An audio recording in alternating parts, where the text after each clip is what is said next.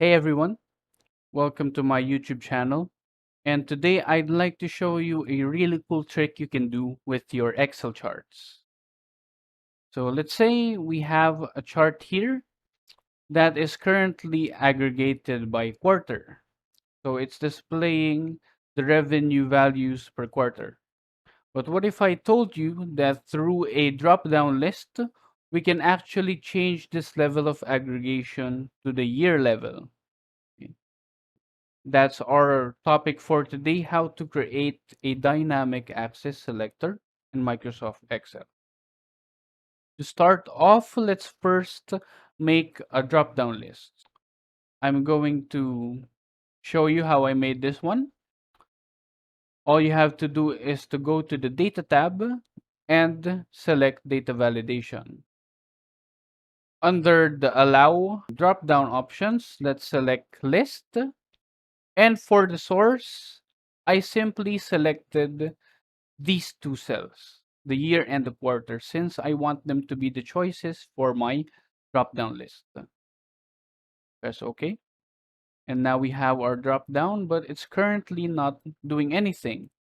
So we're going to need a formula to be able to capture the unique values in our year and our quarter columns, as well as the sum of the revenue for those unique values.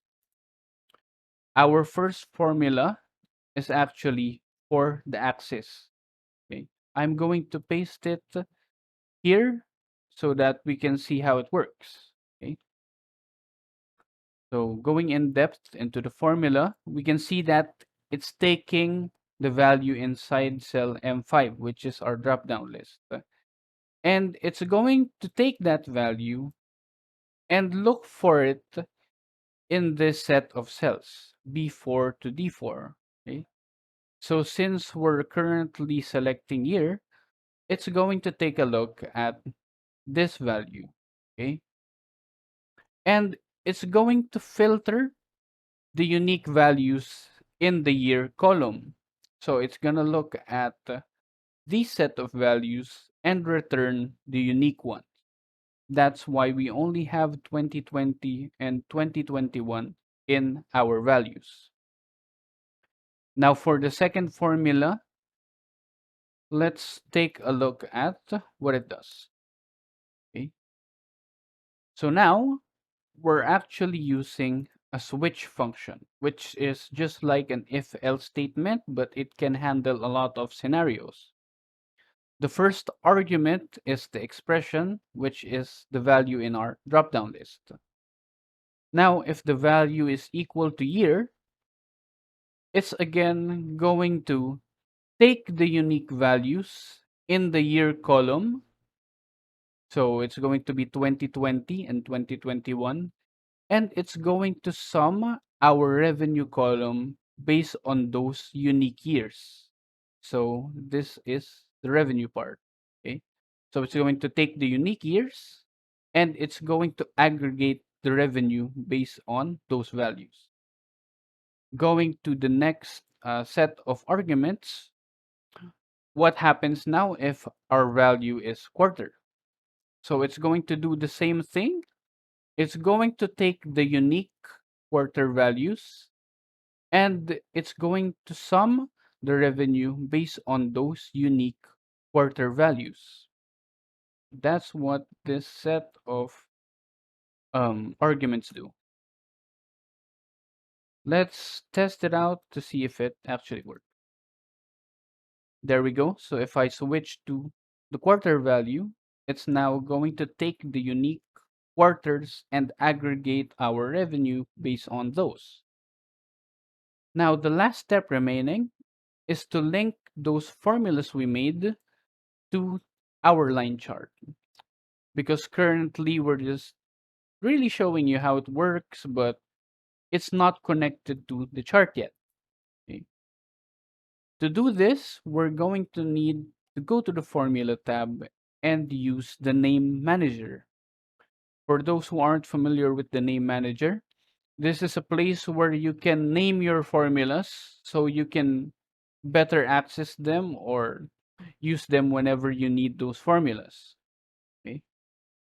I'm just going to copy the formula for the axis and make a new formula. Okay. I'm going to name it axis and paste it on this box. Okay. So we have the formula for the axis, which is this one, the same one that we used a while ago. Next, I'm just going to copy this to make sure I don't make any typos.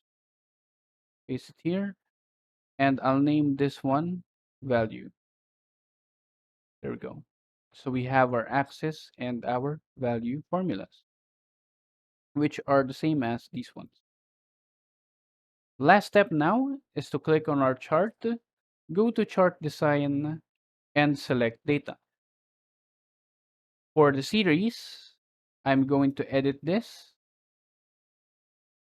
As we can see, it's currently taking our values from D5 to D16, which is the revenue column.